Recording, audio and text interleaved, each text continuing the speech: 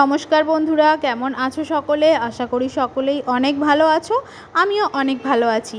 আজ আমি তোমাদের সাথে যে রেসিপিটা শেয়ার করছি, এটা হচ্ছে আমাদের বাঙালিদের কাছে অত্যন্ত পরিচিত একটি রেসিপি, যেটার নাম হলো কাতলা মাছের কালিয়া। আমি এটা কীভাবে বাড়িতে বানাই ভাবলাম তোমাদের সাথে সেটাই শেয়ার করি। এখানে আমি মাছগুলোকে পরিষ্কার করে ধুয়ে নুন হলুদ মাখিয়ে নিয়েছিলাম। তারপরে কড়াই বসিয়ে কড়াই গরম হলে তাতে তেল দিয়ে মাছগুলোকে ভালো করে এপাশ ওপাশ উল্টিয়ে ভেজে নিয়েছিলাম। তারপর সেই কড়াইতেই দিয়ে দিয়েছিলাম তেজপাতা, গোটা জিরে এবং দারচিনি ও এলাচ ফোড়ন।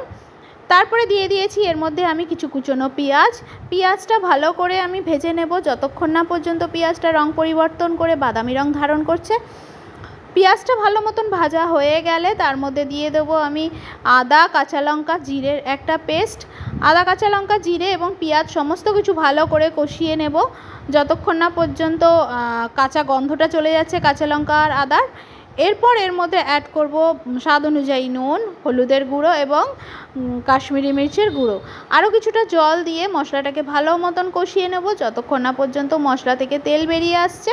মশলা থেকে তেল বেরিয়ে আসলে এরপর এর মধ্যে দিয়ে দেবো 1 চামচ ফ্যাটানো টক দই। টক দইটা দিলে আবার টক দইটা থেকে যেহেতু জল বেরোবে, তার জন্য আরও কিছুক্ষণ মশলাটাকে কষাতে হবে যতক্ষণ না জলটা টেনে তেল বেরিয়ে আসছে। এরপর দিয়ে দিয়েছি আমি এখানে কয়েকটা কিশমিশ। তারপরে মশলাটা ভালো মতন কষানো হয়ে গেলে এর মধ্যে দিয়ে দেব উষ্ণ গরম জল বেশ খানিকটা। তারপরে ঝোলটা হাই ফ্লেমে ভালো করে ফুটিয়ে নেব। ঝোলটা ফুটে উঠলে এর মধ্যে যে ভেজে রাখা মাছগুলো ছিল সেই মাছগুলোই এক এক করে ডুবিয়ে দেবো এর মধ্যে।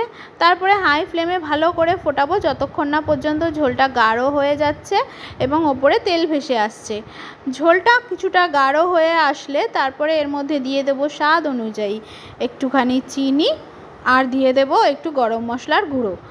তারপর ভালো করে ফুটিয়ে ওপরে তেল ভেসে আসলে নামিয়ে নেব গরম ভাতের সাথে। গরম কাতলা মাছের কালিয়া দুর্দান্ত লাগে খেতে।